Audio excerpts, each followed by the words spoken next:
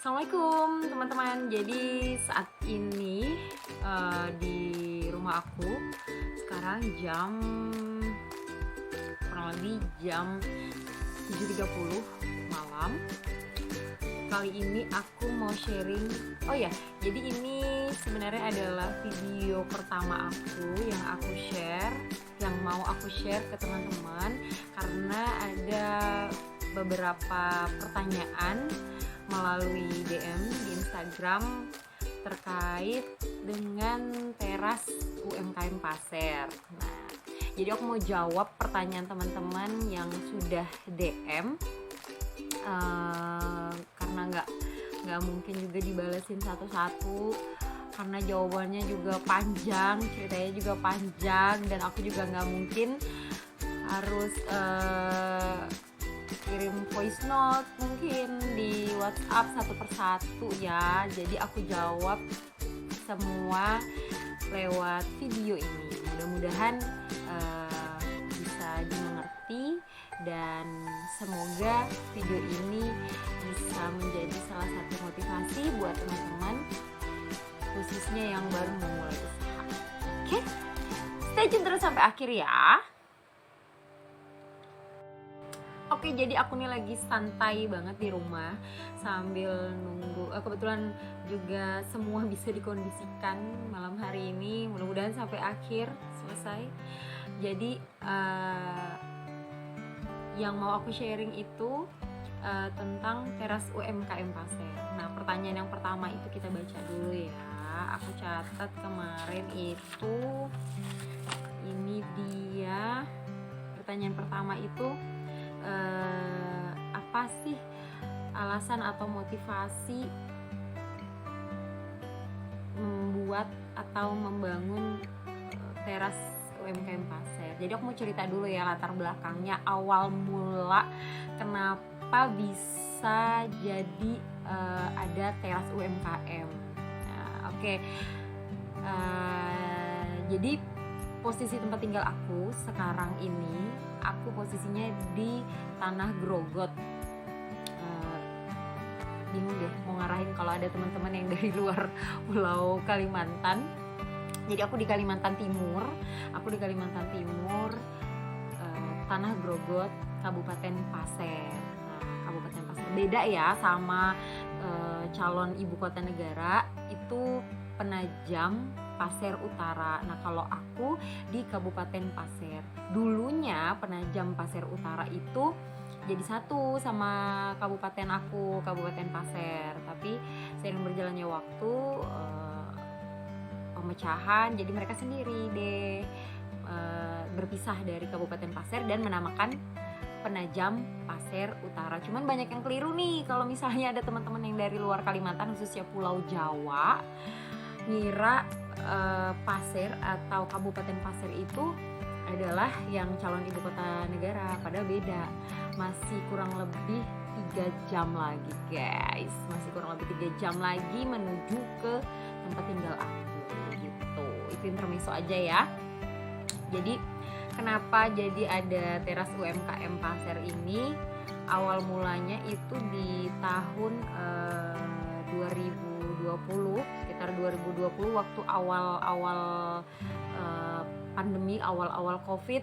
Nah, jadi aku alhamdulillah itu ada usaha di bidang kuliner dan memang kita ada outlet waktu itu. Nah, terus karena Covid waktu itu kan sempet nggak boleh buka ya, toko-toko harus tutup selama kurang lebih hampir 2 bulan harus tutup. Dan waktu awal-awal itu kan kayaknya suasananya mencekam banget buat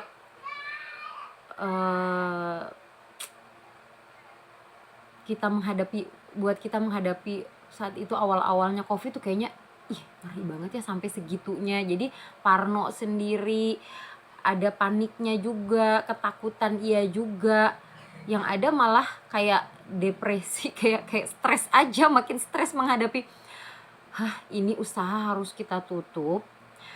Entah entah kita nggak tahu sampai kapan usaha itu baru boleh buka lagi, sementara kita tetap harus bayar sewa toko, terus karyawan kayak gimana ya kan. Nah akhirnya kita nurut lah sama edaran surat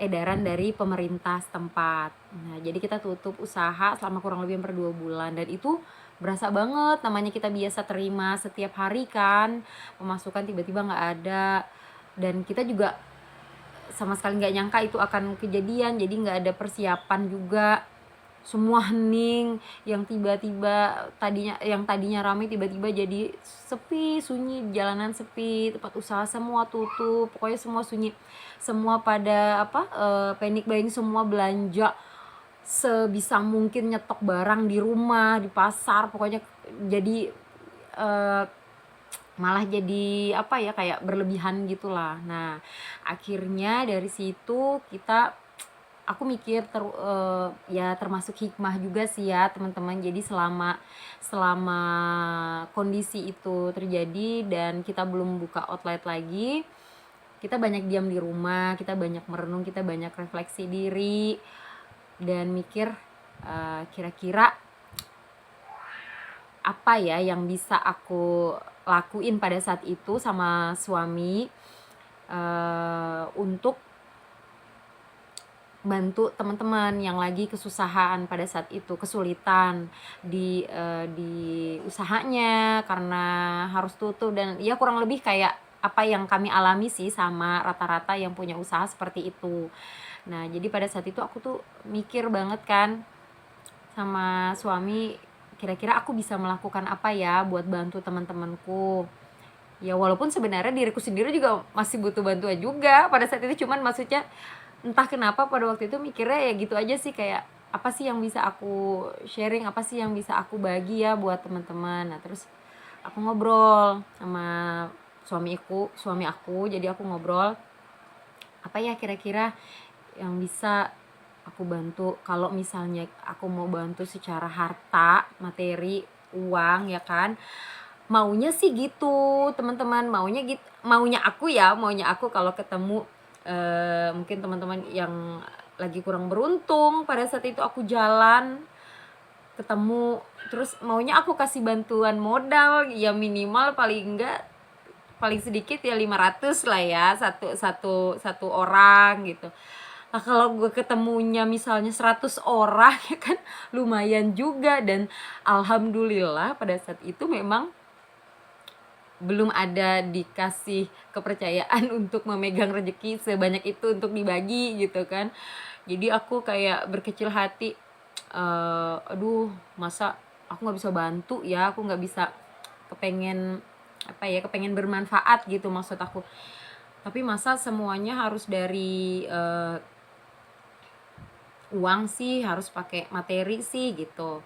Nah terus suami aku bilang sharing kan, dia bilang nggak semua sedekah atau nggak semua kita mau bantu orang tuh harus pakai uang, harus pakai materi, pakai ilmu kan juga bisa kita sharing gitu. Nah jadi dari situ muncullah perasaan kepengen berbagi, sharing hal-hal kecil. Tadinya beneran hal-hal kecil ya, maksudnya hal-hal kecil tuh kayak gimana caranya memulai usaha di awal-awal gitu kan, seperti apa persiapannya, terus kalau memang usahanya online, fitur-fitur apa aja yang mendukung untuk usaha online. Nah pada saat itu tuh aku mikirnya gitu, oh ya udah kalau gitu kita sharing aja ke teman-teman terdekat, kita kumpulin dan kita sharing, ngobrol, apalagi yang baru-baru mau mulai usaha. Dan nggak gampang teman-teman, bener-bener nggak gampang kita bangun usaha atau bikin usaha di situasi yang tidak menentu,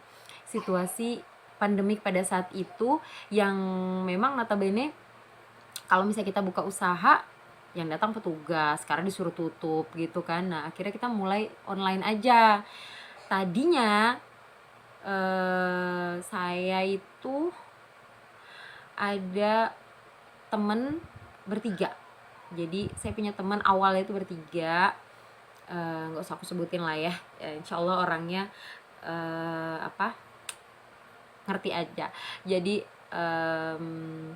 kami mulainya bertiga, jadi sharing, ngobrol, kita kepengen sharing nih gini bagi.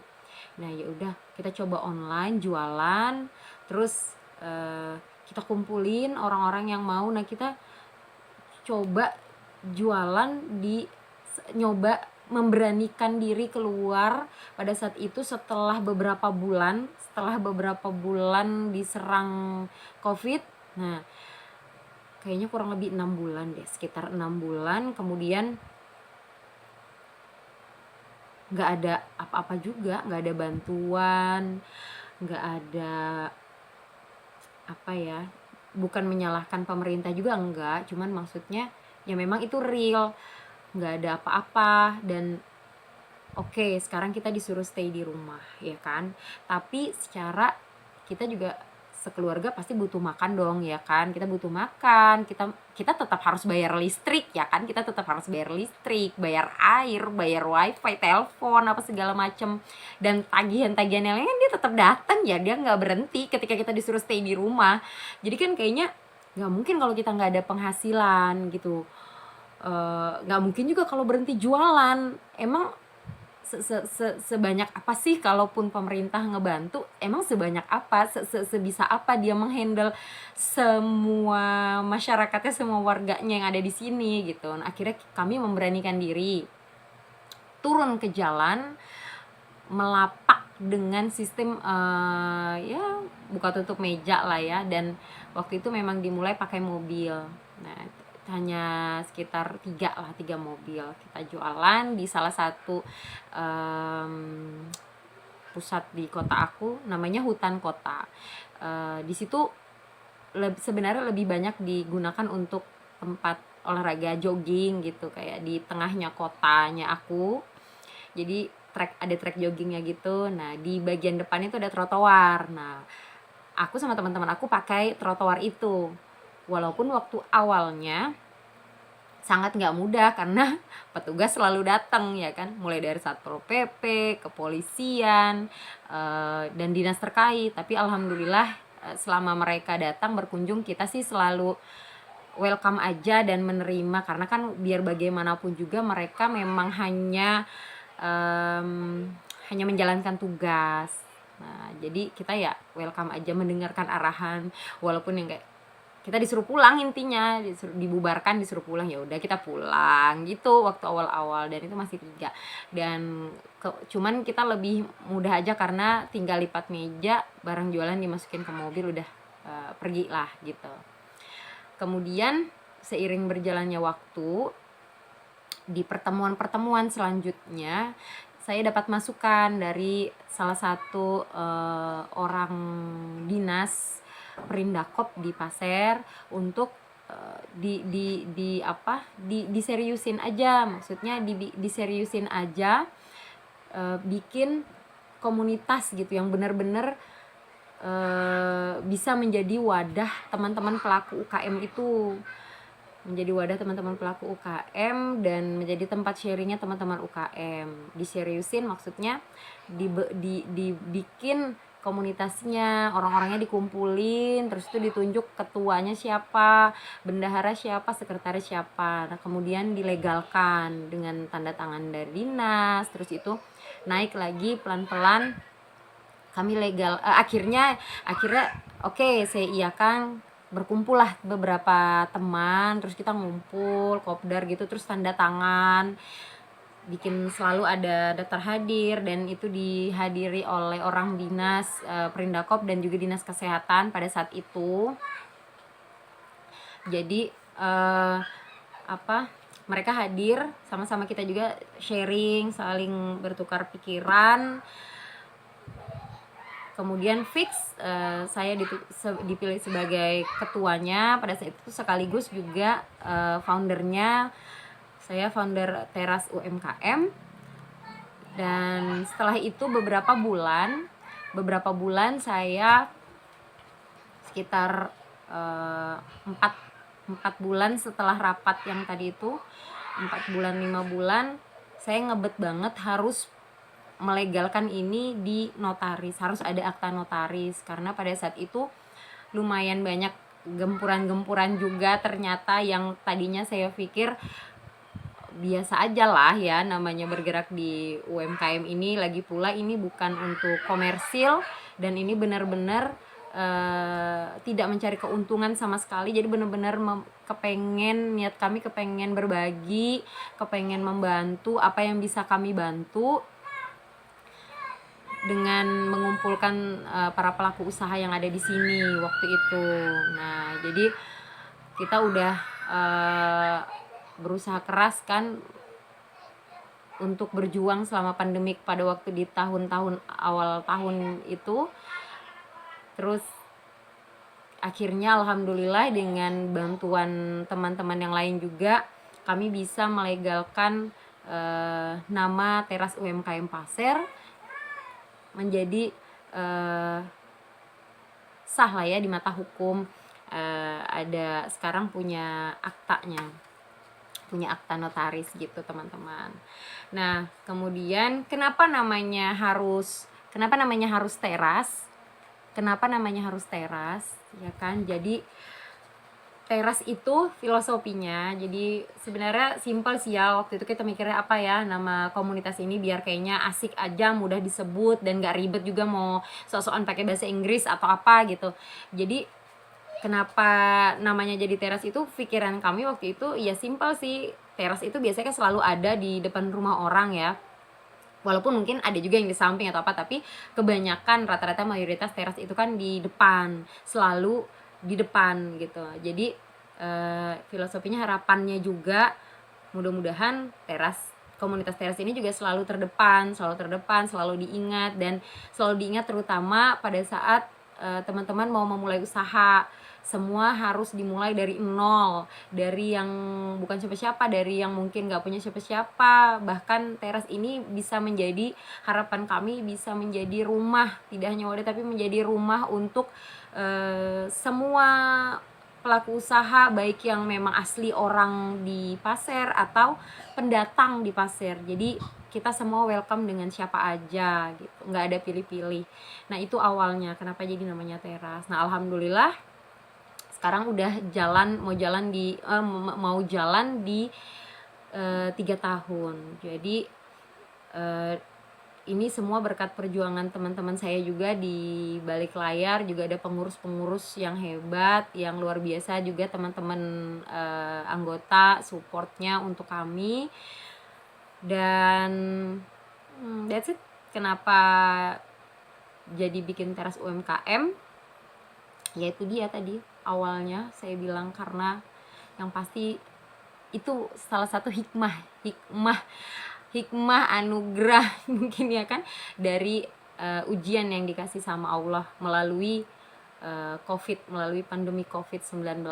Jadi memang niatan awalnya, kembali lagi ke niatan awalnya, kami ingin berbagi. Soalnya tadinya saya pikir saya nggak mungkin kalau hanya mengandalkan dari harta atau mengandalkan saya berbagi pakai materi. Aduh, seapa sih saya, ya kan, waktu itu saya pikirnya gitu. Tapi ternyata saya disemangatin suami, bisa dong, kita kan masih bisa berbagi, kita kan masih bisa sharing sama teman-teman. Insya Allah mudah-mudahan bisa jadi amal jariah, insya Allah.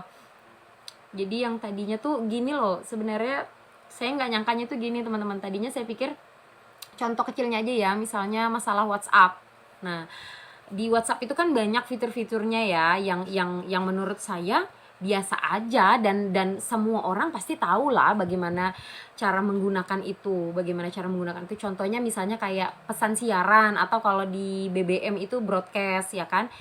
Saya yakin pada saat itu saya pikir saya yakin banget semua pasti tahu.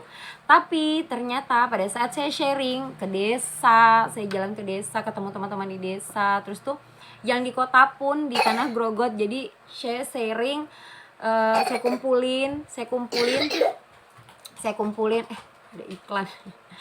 Saya kumpulin itu teman-teman, saya sharing tentang WA itu tadi, yang menurut saya biasa banget, simple, dan nggak mungkin. Tadinya saya benar-benar malu kalau saya harus sharing itu, saya malu karena semua pasti tahu lah kalau saya sharing itu ya. Ternyata masya Allah ternyata yang justru kadang menurut kita tuh kayaknya hal kecil, hal sepele, dan kayaknya nggak mungkin lah terlalu jauh begitu manfaatnya, nggak mungkin.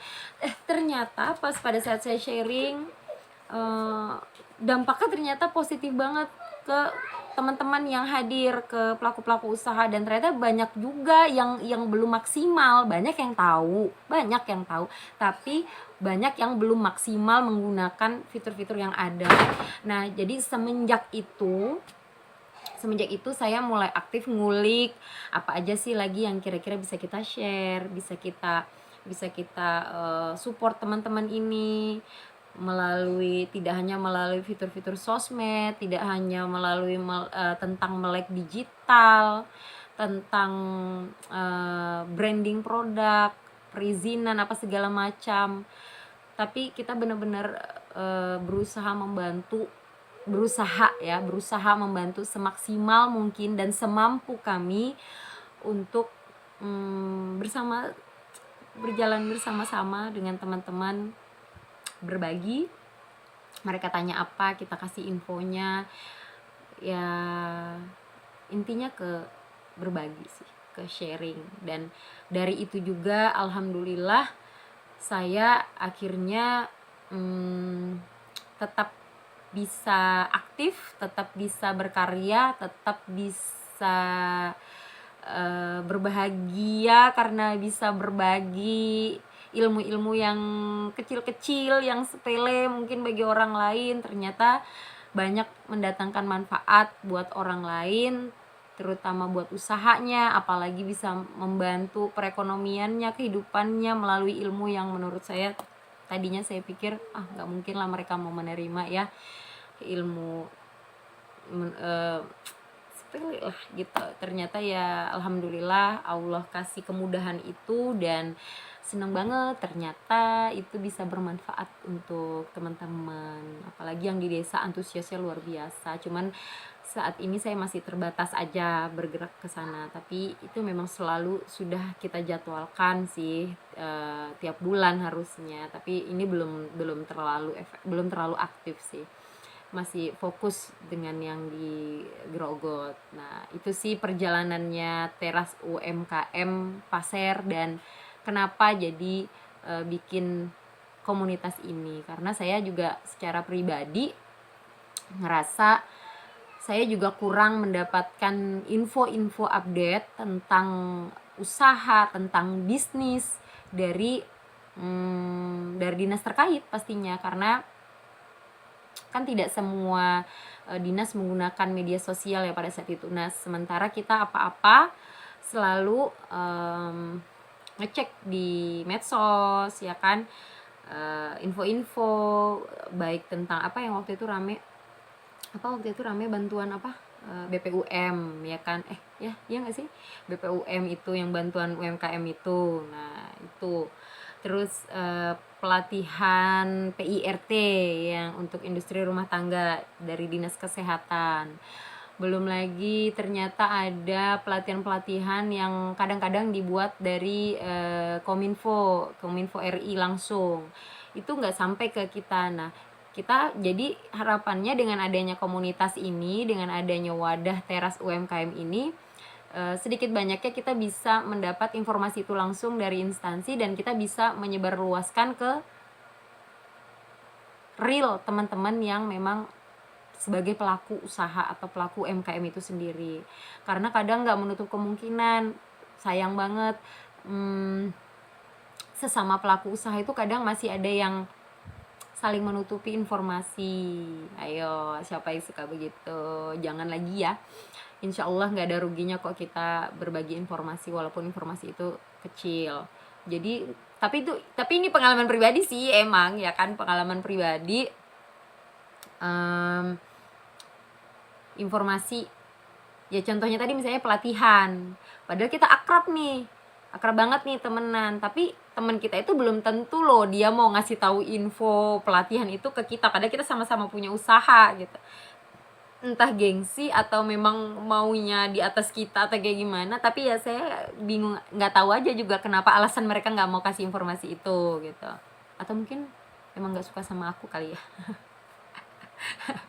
atau yang lainnya juga pernah ngalamin kayak gitu. Terus selain itu apa ya, selain itu lagi informasinya, selain pelatihan tuh, contoh kecilnya nih masalah packaging. Nah, masalah packaging, masalah kemasan itu nggak semua pelaku usaha, nggak semua teman-teman kita, orang-orang terdekat kita mau berbagi info loh. Contoh kecilnya mau berbagi info di mana toko yang jual kemasan botol misalnya yang paling murah. Itu contoh simpel, dia nggak mau berbagi itu, rugi kali dia yang berbagi itu, ya kan. Nah, jadi karena dasar itu juga lah yang bikin saya semangat, bikin saya terus bergerak untuk membesarkan nama Teras UMKM ini, supaya komunitas ini benar-benar bisa menjadi wadah untuk kita saling berbagi, pusat informasi tentang bisnis, tentang usaha, tentang kemasan, branding produk, bla bla bla, segala macam, bantuan CSR dan segala macam, intinya saling membantu. Ya karena itu sih. Dan ini non komersil ya, Teras UMKM ini non komersil. Jadi satu-satunya yang menjadi keuntungan saya di teras ini adalah ketika saya ikut jualan juga. Jadi misalnya teman-teman nih, kita ada kegiatan rutin itu setiap minggu, namanya Sunmore Hutan Kota, di tempat yang saya bilang tadi di awal. Jadi Sunday morning. Kalau waktu awal di tahun pertama sampai kedua itu kita bikinnya 2 minggu sekali. Nah sekarang udah setiap minggu, setiap hari Minggu itu, kecuali saya ikut jualan juga di situ, baru saya dapat untung. Tapi untung itu juga dari keuntungan jualan ya, dari jualan saya. Nah, sementara sebagai bentuk tanggung jawab, sebagai wujud tanggung jawab semua anggota, termasuk saya, walaupun saya founder dan walaupun saya ketua, saya tetap bayar kas. Saya tetap bayar kas, teman-teman ya.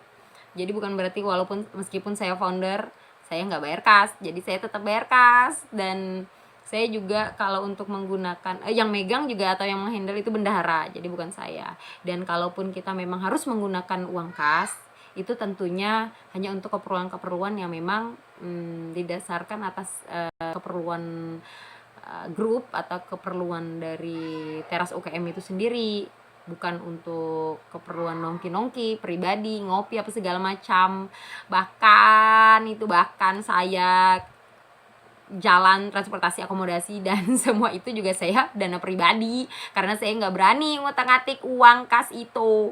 Jadi uang kas itu teman-teman bayar waktu awal itu 20.000.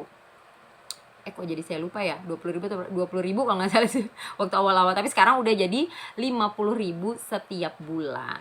Nah, jadi kegiatannya ya kita juga ada kopdar setiap bulan, terus Sunmore setiap minggu.